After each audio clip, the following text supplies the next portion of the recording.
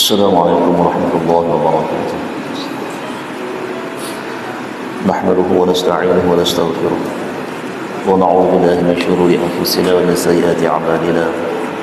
من يهده الله فلا مضل له ومن يضلل فلا هادي له.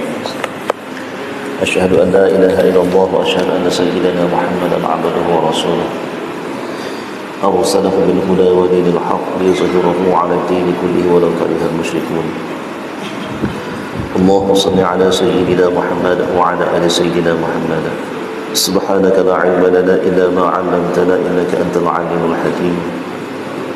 ولا حول ولا قوة إلا بالله العلي العظيم. ولا حول ولا قوة إلا بالله العلي العظيم. ولا حول ولا قوة إلا بالله العلي العظيم. أما بعد. Tuan-tuan hadirin muslimin muslimat yang dirahmati Allah, terlebih dahulu bila sama-sama kita panjatkan syukur kita kehadrat Allah Subhanahu wa taala dengan limpah kurnia serta inayah daripada Allah. Kita dikumpulkan pada malam ini untuk kita meneruskan perbincangan kita atau pengajian kita berkaitan dengan mari mendirikan salat, iaitu perbahasan berkaitan dengan rukun sembahyang yang 13. Kita doakan kepada Allah Subhanahu wa taala agar Allah kurniakan kefahaman kepada kita dan kekuatan untuk kita beramal dengan apa yang kita pelajari, dan Allah Subhanahu wa taala ganjari pahala ke atas diri kita dan penghapusan dosa setiap dosa yang kita lakukan. Sebelum kita memulakan majlis ilmu kita pada malam ini, mari sama-sama kita baca umur kita untuk kita hadiahkan kepada baginda Nabi sallallahu alaihi wasallam yang kita kasihi, ahli keluarga baginda Nabi sallallahu alaihi wasallam, para sahabat radhiyallahu anhum ajma'in, para tabi'in, para awliya dan para alim ulama. Seterusnya kepada kedua ibu bapa kita sama ada yang masih hidup atau telah kembali kepada Allah, ahli keluarga kita, pengkerabat kita, sahabat-sahabat kita muslimin dan muslimat, dan seluruh umat Muhammad sallallahu alaihi wasallam. Syahidillah lahumul Fatihah. A'udzu billahi minasyaitonir rajim. Bismillahirrahmanirrahim. Alhamdulillahi rabbil alamin. Arrahmanir rahim. Maliki yaumiddin. إياك نعبد وإياك نستعين. اهدنا الصراط المستقيم صراط الذين أنعمت عليهم غير المغضوب عليهم ولا الضالين آمين. اللهم يا محول الأحوال حول حالنا إلى أحسن الأحوال بحولك وقوتك يا عزيز يا متعال يا رب العالمين. Baik, tuan-tuan hadirin muslimin yang dirahmati Allah, kita sambung semula, iaitu cara menyebut amin ya. Bagaimana kita nak sebut perkataan amin? Terlebih dahulu kita kena faham, amin ni bukan sebahagian daripada ayat. Ambil faham dulu ya. Amin, perkataan amin tu dia bukan sebahagian daripada 7 ayat surah Al-Fatihah. Kalau dia 7 ayat daripada surah Al-Fatihah, sekiranya kita salah dalam menyebutnya, maka batal solat ya, maka batal solat. Oleh kerana dia tidak masuk di dalam salah satu ayat daripada surah Al-Fatihah, maka berhati-hati ketika mana kita menghabiskan bacaan Al-Fatihah dan kita menyebut perkataan amin, oleh kerana takut-takut berlaku saktah ya, ataupun berlaku waqaf tanpa kita menarik nafas. Dua tu kena jaga. Jaga yang tu. Baik. Amin ialah isim fi'il yang bermaksud perkenankanlah. Berarti amin ini adalah doa. Orang yang menyebut kalimah amin berarti orang yang berhajat kepada Allah. Berarti kita menunjukkan diri kita ini amat memerlukan Allah Subhanahu wa taala. Amat berhajat kita kepada Allah Subhanahu wa taala. Berarti berkehendak kita kepada Allah Subhanahu wa taala agar Allah Subhanahu wa taala perkenankan salat kita ataupun perkenankan ibadah kita ya. Baik, sebab itu maknanya perkenankanlah ya Allah, itu makna doa. Dalam bahasa Arab, huruf akhirnya berbaris fathah. Huruf akhir berbaris fathah, berarti nun tu berbaris fathah. Pada kalimah amin, nun tu berbaris fathah. Seperti mana kaifa ni bagaimana, dan juga dan aina, begitu juga di mana. Ini berbahasa masalah ya. Menurut bahasa yang masyhur dan fasih cara menyebut amin ialah huruf min tanpa tasydid. Menurut bahasa yang masyhur, ingat tu, menurut bahasa yang masyhur dan fasih. Masyhur berarti masyhur. Masyhur ni apa dia? Berarti apa? Masyhur ni maksudnya apa? Masyhur macam kita bilang, masyhur bahasa Arab, bahasa Melayu kita. Semua orang guna lah. Semua orang sebut. Ya. Masyhur ni mana kebanyakan. Ya. Jumlah bilangan yang ramai itu masyhur. Kalau satu pandangan yang masyhur berarti pandangan itu diguna pakai. Pandangan itu diangkat. Pandangan itu diketengahkan. Ya. Pandangan itu diamalkan. Itu masyhur itu. Ya. Pandangan itu diamalkan. Ya. Dan fasih. Fasih ni makna jelas lah. Ya. Cara menyebut amin ialah huruf min tanpa tasydid. Huruf min tu tanpa tasydid dan dipanjangkan. Tanpa tasydid dan dipanjangkan. Maksud macam mana? Maksudnya lah, sebutnya jelaskan huruf alif. Tu jelaskan huruf alif, berarti kita panjangkan dengan 2 harakat. Lepas tu min. Ya, amin gitu. Yang dia kata tanpa tasydid tadi apa dia? Maksudnya jangan sebut, bila sebut tanpa tasydid jangan sekali-kali kita sebut amin. Gitu. Ada maksud itu? Amin. Amin. Gitu. Bila tanpa tasydid dengan min aja. Amin. Amin. Min tu boleh panjang. Amin. Gitu. Dia bukan amin. Tu dengan tasydid. Jadi cara sebutan yang masyhur dan fasih adalah ya kita panjangkan pada huruf alif dengan kadar cukup 2 harakat lah, ya. Baik, kemudian kita panjangkan pada min dengan panjang mak alif disukun. Boleh 2, boleh 4, boleh 6.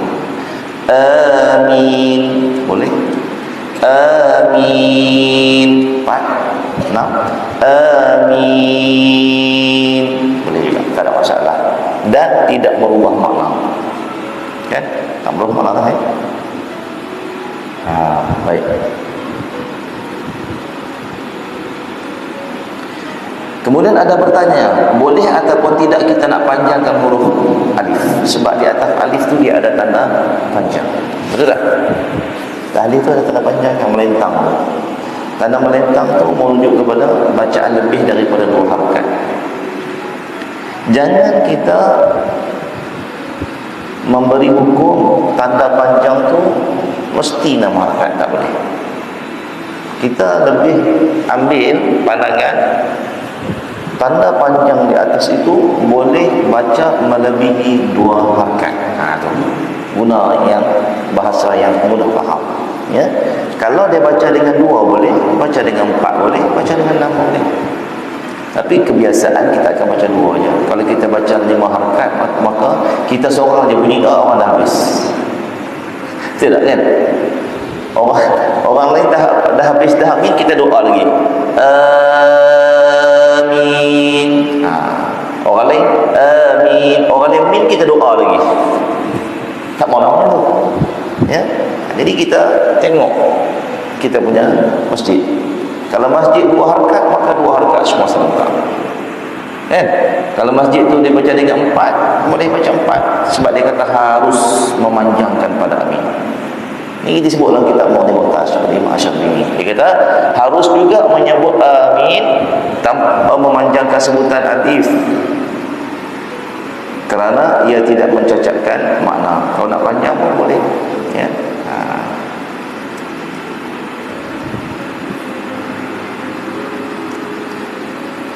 Okey. Kemudian seterusnya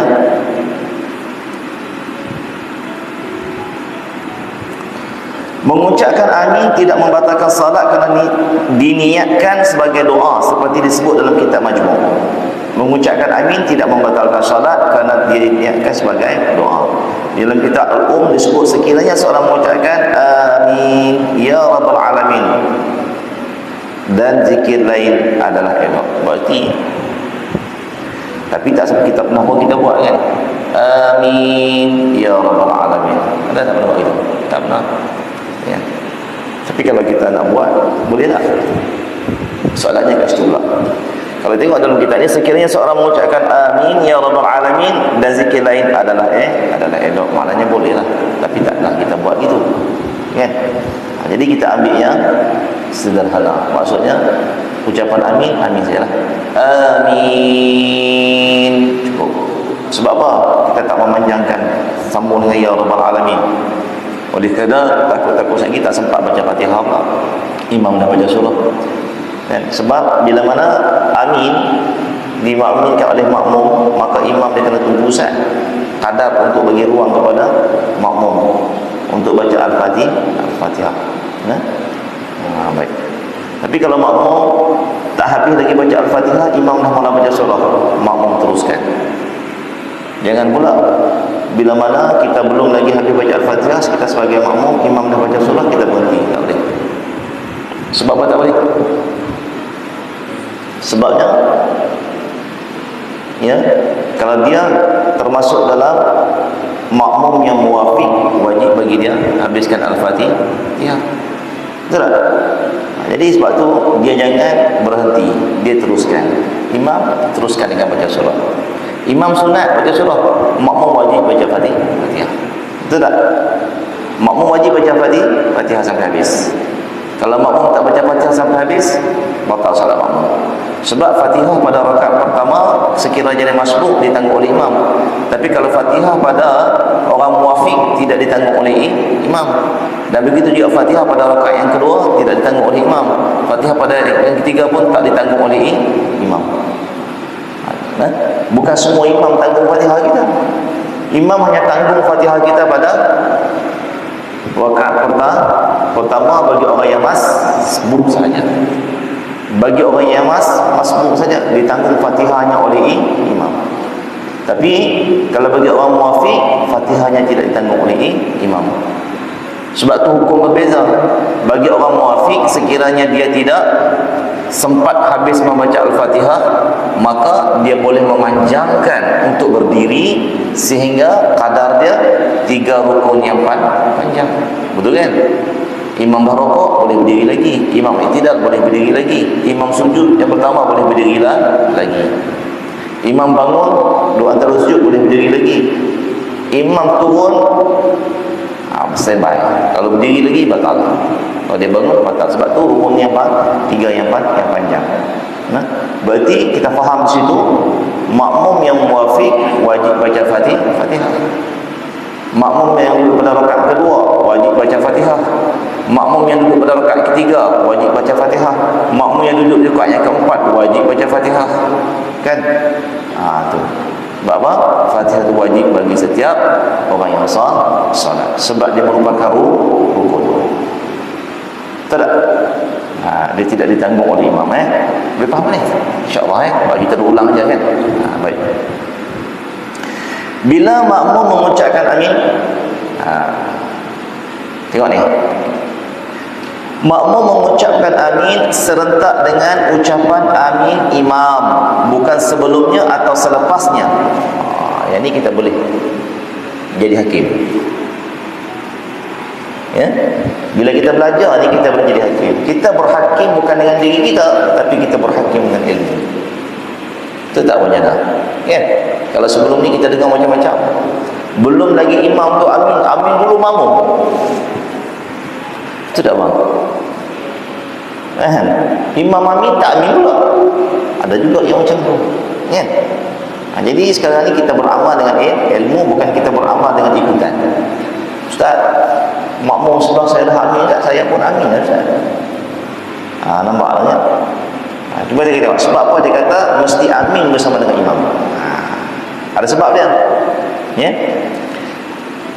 Ingat tu. Ya, mudah-mudahan apa yang kita belajar ni Allah masukkan dalam hati kita dan keluarkan ketika beramal. Masa belajar masuk, masa beramal keluar. Jangan masa belajar masuk, masa beramal woyo. Ya, masa beramal tu dia keluar. Ya. Makmum mengucapkan amin, ingat, serentak dengan ucapan amin imam. Bukan sebelumnya atau selepasnya. Berdasarkan sebuah hadis Nabi, idza amana al-imamu fa'aminu fa inna man wafaqa ta'minuhu ta'minal malaikati ghufira lahu ma taqaddama min zambi. Dia kata apa? Idza amana al-imam fa'aminu, sekiranya imam itu mengucapkan amin, maka ucapkanlah amin serentak dengan aminnya. Itu hadis tu, Nabi tu. Bila imam tu ucapkan amin, maka makmum pun akan ucap amin serentak dengan amin imam. Okay, itu Nabi sebut. Fa inna man wafaqa ta'minu ta'minal malaikah. Sebab apa dia kata? Maka sesiapa yang ucapan aminnya serentak dengan amin imam tadi, ya, oleh kerana aminnya itu serentak dengan amin para malaikat. Kita nak dia amin kita itu muwafaqah. Nampak tak? Amin imam, amin makmum, muwafaqah. Maksudnya muwafaqah ni serentak, muwafaqah ada kebersamaan. Muwafaqah ni ada kebersamaan. Berarti imam pun amin, makmum pun amin, malaikat pun amin juga. Imam minta diperkenankan, makmum minta diperkenankan, malaikat pun minta diperkenankan juga. Kalaulah malaikat minta diperkenankan, agak-agak Allah tolak tak? Allah tak tolak. Sebab malaikat semuanya suci belakang. Kan? Malaikat semuanya kekasih Allah belakang, sentiasa memberi ketaatan kepada Allah. Kemudian Allah kata apa? Nabi kata apa? Ghufira lahu ma taqaddama min zambi. Bila kita serentakkan amin kita dengan imam, maka serentak juga dengan amin para malaikat. Nabi kata apa? Ghufira lahu. Ghufira berarti diampunkan. Untuknya, ghufira lahu, diampunkan baginya. Bagi siapa? Bagi orang yang ucap amin. Sebab tu jangan tak ucap. Ghufira lahu, diberi keampunan baginya. Bagi siapa? Bagi orang yang ucap amin. Dosa yang lalu. Dosa yang lalu. Mudah je Allah Ta'ala nak ampun kita. Ucap amin je. Tak payah baca Fatihah. Imam baca Fatihah, kita amin, ya.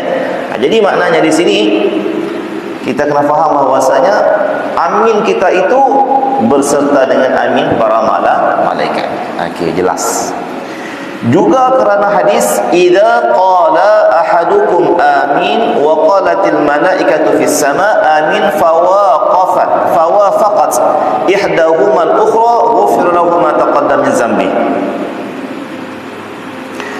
Sekiranya dia kata salah seorang daripada kamu mengucapkan amin, salah seorang daripada kamu ya ketika mana solat mengucapkan amin, dan malaikat di langit juga mengucapkan amin. Malaikat di langit pun mengucapkan amin. Lalu setiap salah satu amin serentak dengan yang lain, nescaya diampunkan dosanya yang telah lalu. Sebab tu di dalam solat ni dia ada keampunan.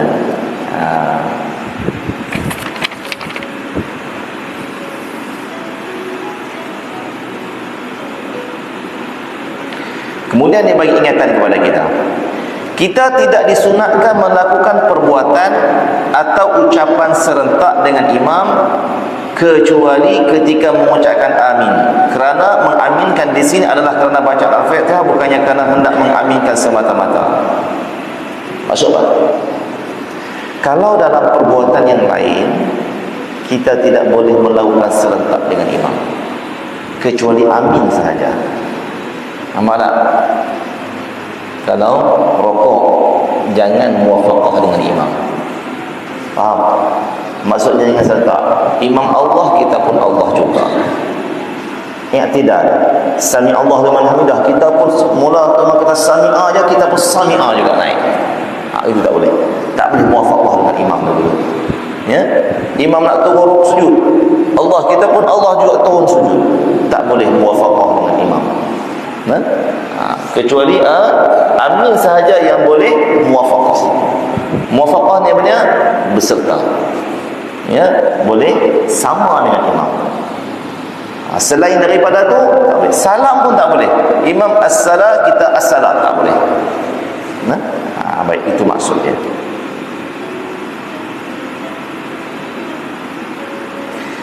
Maka sebaik imam habis membaca Al-Fatihah, makmum mengucapkan amin serentak bersama dengan imam. Sebab tu kalau boleh imam kena kuat sikit.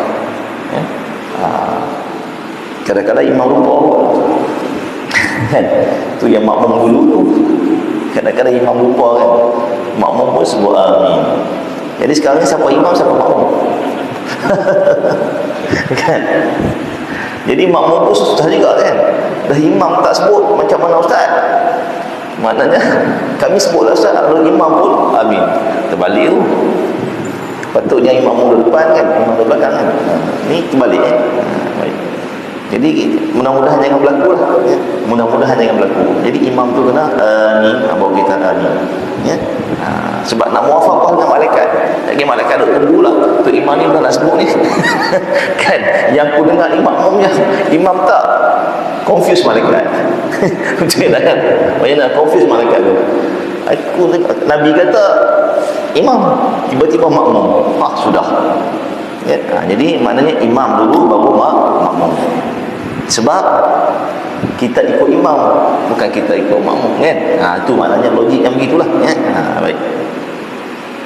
Oleh itu dapatlah diketahui bahawa yang dimaksudkan oleh hadis apabila imam mengaminkan ialah apabila imam hendak mengaminkan, bukannya apabila imam telah selesai mengaminkan. Maksudnya serentak mula. Boleh, beres. Apa dia? Soalan? Boleh, tak apa, tak ada masalah. Kalau ada soalan apa boleh tanya terus.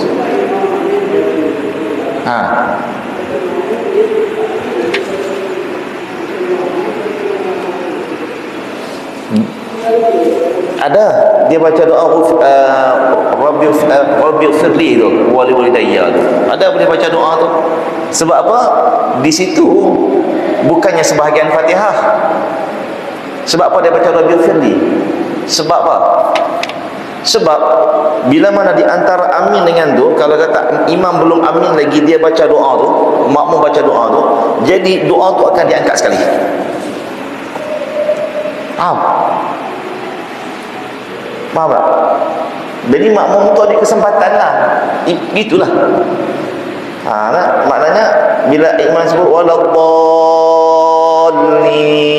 Rabbighfirli wa liwalidayya kan, kita baca gitu kan, Rabbighfirli wa liwalidayya. Salah tak? Tak salah doa. Jadi bila imam amin ya amin, kita pun amin. Jadi maknanya seolah-olah macam mana? Amin, Rabbighfirli wa liwalidayya di sini baru imam sebut amin. Jadi bila amin tu amin bersama dengan para malaikat serentak naik. Boleh amal, tak ada masalah. Tak batal solat. Sebab itu adalah doa. Ya. Apa dia?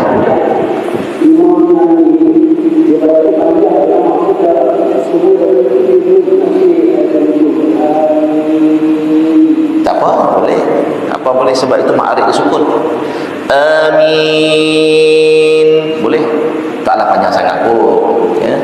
Boleh panjang tu. Sebab dia ma'arif sukun, tak merubah makna. Tak merubah makna. Perbahasan ni pada huruf alif tu. Huruf alif tu. Tu kan. Jadi kita pula jangan terlalu panjang huruf alif. Sebab kalau kita panjangkan alif, maka tidak akan berlaku serentak dengan imam.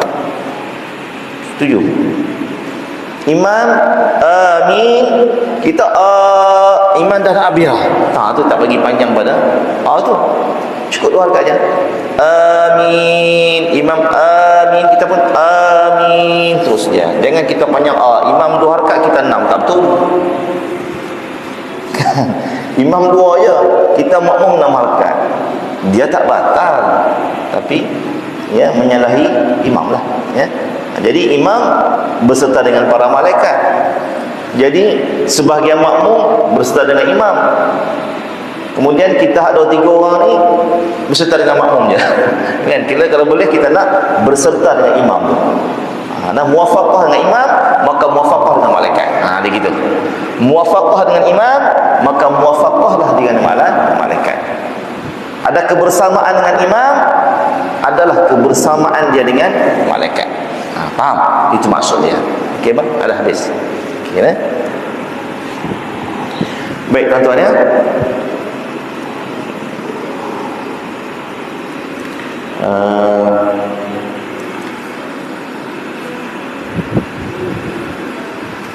Okay. Makna menepati amin malaikat ialah menepati masa aminnya. Makna menepati amin malaikat, amin para malaikat di langit ya, ialah menepati masa aminnya tu, amin imam tu. Ya, berarti samalah. Sama, serentak. Ada pandangan ulama mengatakan makna menepati ialah menepati sifat ikhlas dan lainnya. Itu pandangannya. Yang pentingnya amin tu, ya, minta permohonan tu diperkenankan kepada Allah serentak. Maksud malaikat di sini ialah malaikat hafazah. Malaikat hafazah ni malaikat mana? Malaikat penjaga. Setiap kita ni ada malaikat hafazah belakang. Wa huwal qahiru fawqa 'ibadihi wa yursilu 'alaikum hafazatan hatta idza jaa ahadakumul maut tawaffathu rusuluna wa hum la yufarritun. Itu dalam surah Al-An'am. Allah kata apa? Wa huwal qahiru fawqa 'ibadihi. Allah nak beritahu kepada kita apa? Wa huwal qahir. Dialah yang maha mengalahkan. Dialah yang maha kuasa. Dialah yang maha hebat. Dialah yang maha perkasa. Wa huwal qahir. Qahar kan? Ya, asma Allah qahar. Asma Allah kan? Qahar. Wa huwal qahir fawqa ibadih. Fawqa makna atas. Ibadih ni menunjukkan hamba. Allah di atas, kita di bawah. Itu dari konteks ayat tu menunjukkan bahawasanya Allah berkuasa ke atas kita. Tidak, yang di atas sudah pasti akan menguasai yang di bawah. Di bawah. Itu wa huwal qahir fawqa ibadih. Ya. Berarti Allah itu menguasai akan hamba-hambanya. Termasuk yang lain, Allah berkuasa di atas sekalian hamba-hamba dia. Wa yursilu 'alaikum hafazah. Jadi setiap kita ni Allah Subhanahu wa taala utuskan. Yursila itu maksudnya utuskan malaikat hafazah. Bila mula-mula kita lahir, sampailah wa yursilu 'alaikum hafazatan. Hafazatan itu maksudnya malaikat hafazah. Diutuskan, ya, alaikum ke atas kamu malaikat hafazah. Bila mula lahir diutuskan malaikat hafazah. Wa yursilu 'alaikum hafazah hatta idza jaa ahadakumul maut tutawaffat rusuluna wa hum la yufarritun. Sehinggalah kamu, ya, sehinggalah kamu salah seorang daripada kamu itu wafat. Yursilu 'alaikum, ya, hafazatan hatta idza jaa ahadakumul maut, sehinggalah didatangkan kepada salah seorang kamu, ya, iaitulah kematian. Bila mati habis. Tak ada dalam mereka hafazah kat kita. Nah, mula lahir Allah utuslah malaikat hafazah jaga kita ni. Lepas kita dimatikan, diwafatkan, maka tidak ada lagi dah malaikat hafazah bersama dengan orang yang mati. Dia bersama dengan siapa? Bersama dengan muka nakir pula dalam kubur. Ya. Dia sebelum malaikat muka nakir mari, malaikat apa mari dulu? Malaikat Rahman. Itu disebut oleh Imam Al-Qurtubi dalam kitabnya. Dia kata malaikat Rahman datang. Lepas datang malaikat Rahman, baru datang malaikat muka nakir. Malaikat Rahman dia mari seorang-seorang dulu. Dia tanya dulu, dia suruh kita tulis dulu amalan. Lepas tu dia suruh kita kalungkan di tengkuk. Lepas tu barulah maki malaikat apa nama ni muka nakir. Barulah soal ma rabbuka ma rabbuka ma nabiyuka, kan, ma imamuka, ma apa lagi, ma ikhwanuka, semua tu soalan bocor lah. Soalan bocor. Allah ni dia sayang kat kita, dia bocorkan soalan malaikat hafazah. Kan? Tapi oleh kerana kalau di atas muka bumi ni kan, kita tak kenal Tuhan, tak boleh sebutlah Allah Rabbi. Nah, Allah akan ilhamkan kepada kita dalam kubur walaupun dia tak pernah mengaji bahasa Arab. Kan? Dia orang Cina, tak pernah mengaji bahasa Arab. Tapi dia mati, hari ni masuk Islam, esok mati. Ahli syurga tak dia? Ahli syurga kan? Dia kena tanya tak? Kena tanya juga. Jangan kata dia ahli syurga, dia tak kena tanya. Dia kena tanya juga. Sebab tu Sayyidina Aisyah dia pernah tanya, ya, adakah kanak-kanak yang baru lahir itu ada padanya ujian? Ada? Tanya juga. Tidak kanak-kanak baru lahir itu masuk surga, dosa apa pun tak nak buat lagi. Tetapi tetap juga ada ujian di barzakh. Tapi walaupun dia ada ujian, dimudahkan oleh Allah. Berarti dia juga boleh jawab. Sebab pada kanak-kanak itu ada roh juga. Betul tak? Sebab tu kalau tuan-tuan perasan betul-betul, roh kita sama aja dengan roh nenek moyang kita dulu. Tak pernah tua-tua duk macam tu. Betul tak maknanya? Saya dengan abang Abang Jana dengan abang Abang Cerudin. Ya, kita umur sama. Siapa kata kita tua? Tak. Kita sama. Sebab apa? Kita dikeluarkan pada hari yang sama. Kita dikeluarkan pada hari yang sama ketika mana di dalam syurga. Sebab apa? Kalau kita tengok hadis dalam kitab kitab Ruh, kan kita buruh kan di dalam saya tengok di dalam Allahumma shalli ala Muhammad, di dalam ayat apa ya, ayat Quran, tafsir Ibnu Katsir dia ada sebut berkaitan dengan hadis ketika mana Allah Ta'ala tiupkan roh ke dalam jasad baginda Adam alaihissalam. Kemudian Allah Subhanahu Wa Ta'ala usapkan sulbi, kemudian keluarlah sebahagian roh, semua roh yang akan dilahirkan keluar. Kemudian Allah ambil persaksian. Ya, qalu bala syahidana. Ya, jadi di situ semua roh kita keluar. Cumanya kita menunggu masa untuk dilahirkan, untuk ditempatkan pada jasad masing-masing. Sebab tu dari sudut roh ni sama tak? Sama. Roh kita sama tua dengan anak kita. Roh kita sama tua dengan tok kita. Nampak? Cuma roh tu Adam jadi awal sikit. Tidak kan? Sebab dia kena tiup dulu. Kan? Tapi roh kita sama-sama. Jadi yang beza adalah jasad. Betul tak bang? Kan? Itu satu sudut yang kita kena ingat. Jadi orang yang mati tetap juga akan hadapi ujian.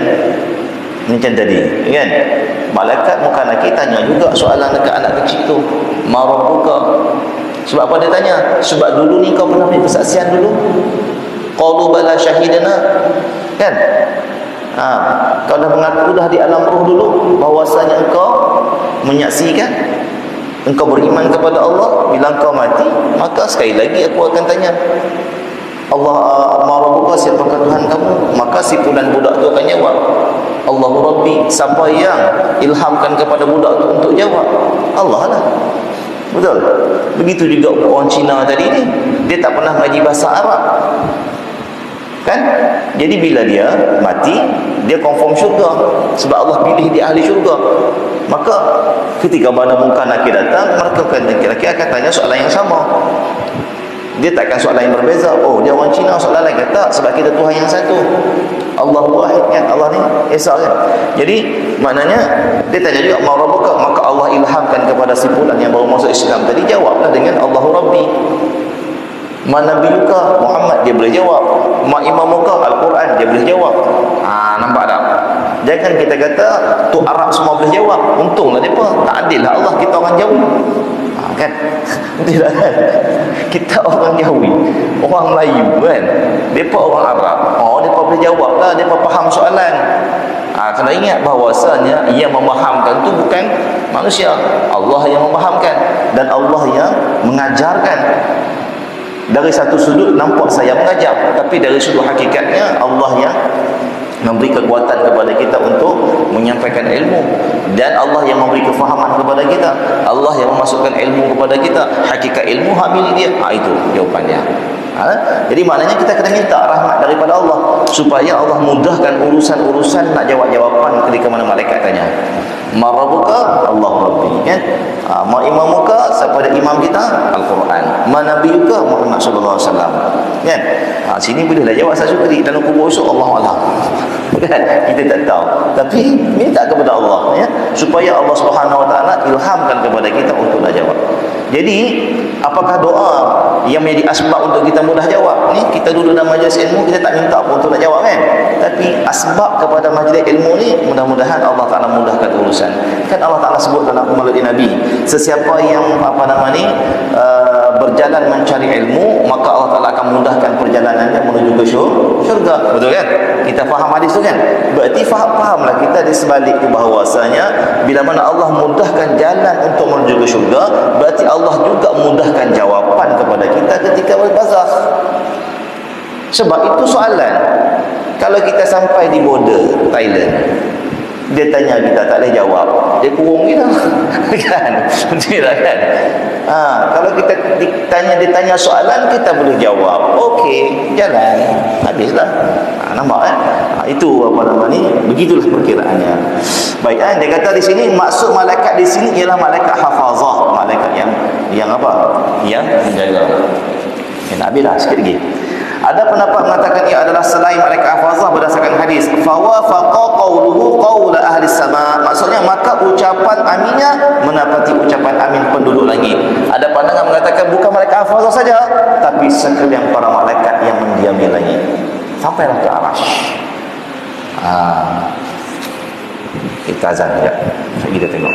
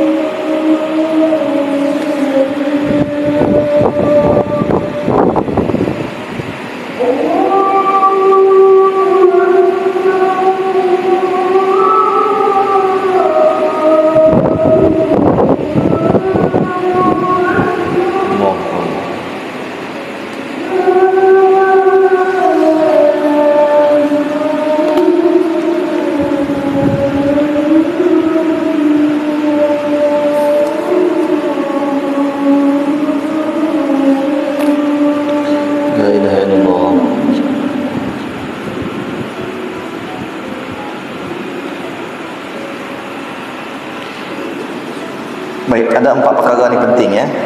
Dengar baik-baik. Berkaitan dengan amin juga lah ya. Kita ulang balik hadis Nabi ini.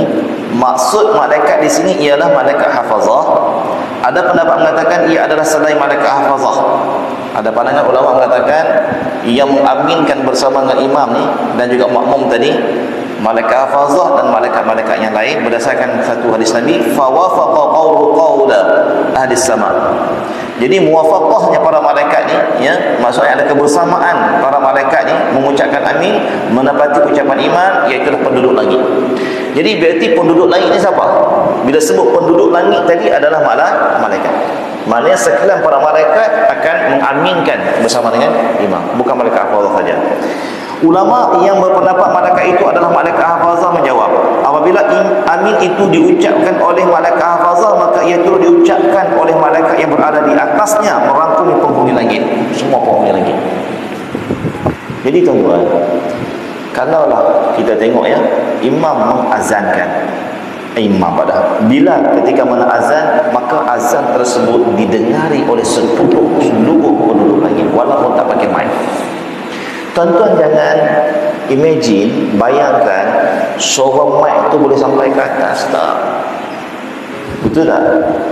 Yang menghantarkan suara siapa? Yang memperdengarkan siapa? Allah. Nah, yang menyampaikan pendengaran tu siapa? Allah. Yang menyampaikan pengetahuan tu siapa? Allah.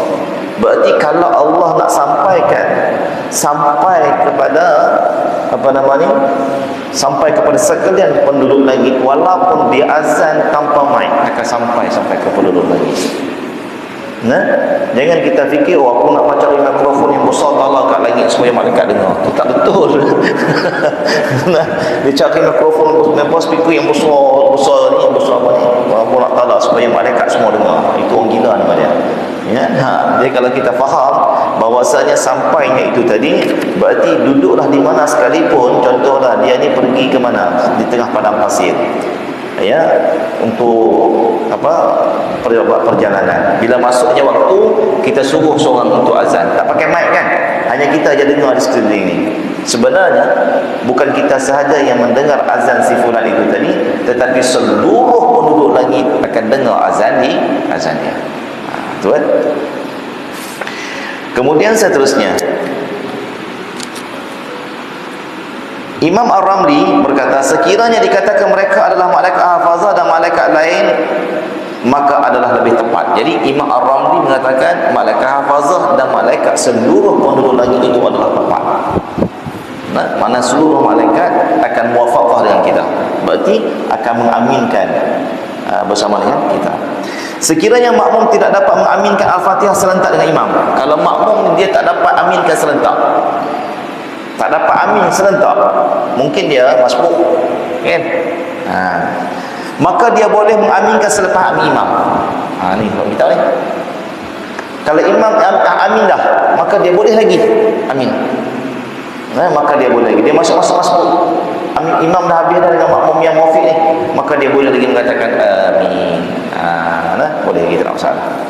Sekiranya imam tidak mengaminkan, imam senyap, imam tak amin, atau makmum tidak mendengar amin imam, padahal imam amin tapi makmum tak dengar, mungkin makmum dia sound dia kurang kan. Okey, atau makmum tidak tahu sama ada imam mengaminkan ataupun tidak, tak pasti, makmum kita tak pasti imam ni amin ke tidak, kan senyap dia kan, maka makmum mengaminkannya sendiri, sendiri ya. Nah, amin sendiri, tak ada masalah. Okey, itu keadaan yang kedua. Sekiranya imam melambatkan amin daripada masanya, sepatutnya lepas amin tarik nafas, lepas amin pada lepas waladdallin, tarik nafas amin terus kan, jangan lepas waladdallin tak boleh lagi tu ya. Dia kena waladdallin, tarik nafas terus amin je. Sebab nak membezakan ya, jangan ada saktah dekat situ ya. Situ dah habis dah 7 ayat kan. Jadi sekiranya imam melambatkan amin daripada masanya, lambat Mungkin satu masjid tu dia tunggu dia lambat, maka makmum yang bunyi amin. Gitulah.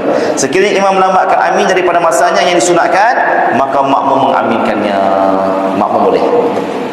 Tengok lambat sangat tu imam ni kan. Jadi makmum pun amin. Itu ada yang amin gitu. Jadi imam pun amin. Boleh ya. Tapi yang afdalnya apa dia? Imam mula dulu. Barulah berserta dengan makmum. Jangan imam membiarkan makmum dulu. Ya. Kalau kata makmum dulu, tak dapat pahala sunat. Okey. Batal solat tak? Tak batal. Ya. Baik, insya-Allah kita akan sambung semula nanti perbahasan yang seterusnya. Apa dia ya? Ya. Sunat sunat membaca surah selepas baca Fatihah. Yang ini kita kena tahu jugalah ya. Sunat membaca surah selepas membaca Al-Fatihah. Mana surah mana ittiba, surah mana tak ittiba, ada bincang kat sini. Ya. Lepas tu hukum mengulangi Al-Fatihah sebagai surah. Boleh tak? Tak tahu, boleh kita tunggu muka datang kan. Ya. Dia jadikan Fatihah tu surah. Fatihah yang pertama wajib, Fatihah yang kedua tu dia ingat surah. Boleh ke tak? Soalan tu nanti kita jawab insya-Allah. Ada soalan tak? Ada soalan tak? Pokok ada soalan. Puan ada soalan? Kalau tak ada soalan alim lah tu. Bagus, alhamdulillah. Ada soalan tak lagi-lagi? Tak ada soalan, tanya je lah ya, insya-Allah.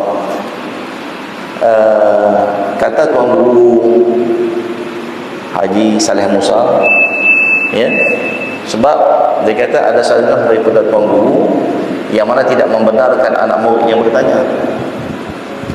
Minta tadi lah ya. Ada salah tu guru tu dia kata apa? Jangan banyak tanya.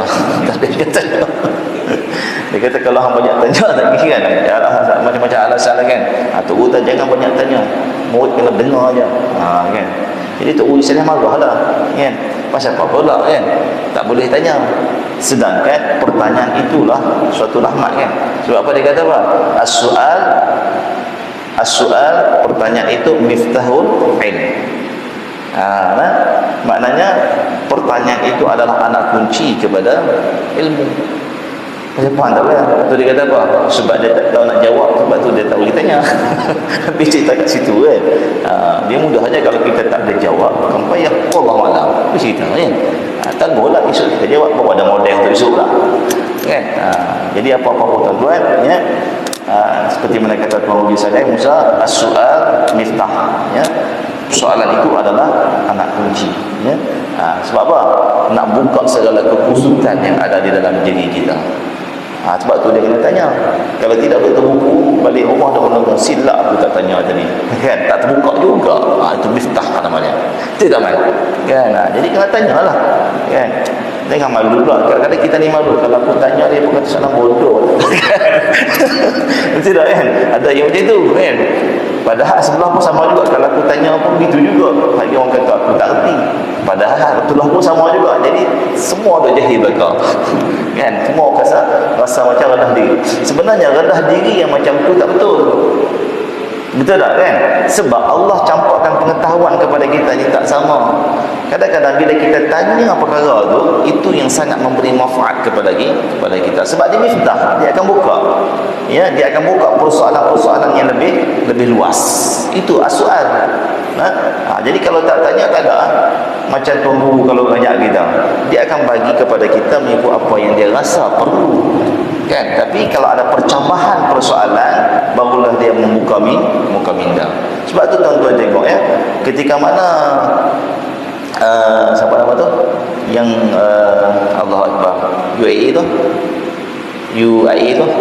yang tanya satu tu Allah Ustaz Ustaz Somad dan juga Ustaz Azhar Idrus. Contoh tengok ketika mana dia mengajar dan ketika mana dia ditanya, yang mana lebih ada dua hala adalah pertanyaan. Kadang-kadang pertanyaan ni bukan untuk kita sahaja, tapi untuk orang lain sama.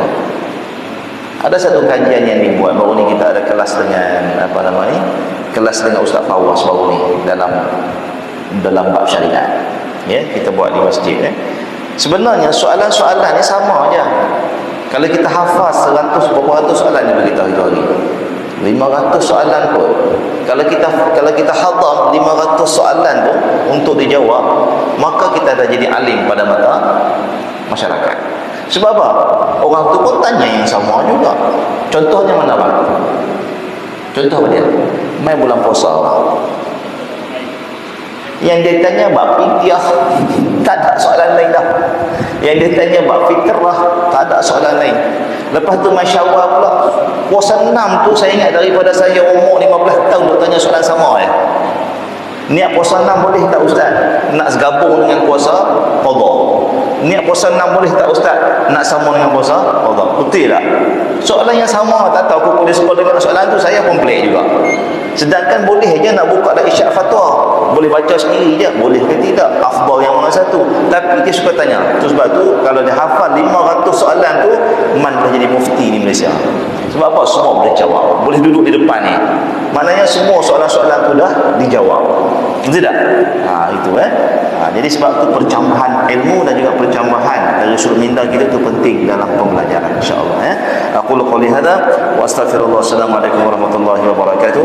Bismillahirrahmanirrahim. Alhamdulillahirabbil alamin wassalatu wassalamu ala asyrafil anbiya'i wal mursalin wa ala alihi wa ashabihi ajma'in. Allahumma iftah alaina futuhal 'arifina bihikmatika wa anshur alaina min khaza'in rahmatika wa dhakkirna ma nasina wa 'allimna ma jahilna ya dzal jalali wal ikram. Walhamdulillahirabbil alamin. Taqabbalallahu minkum.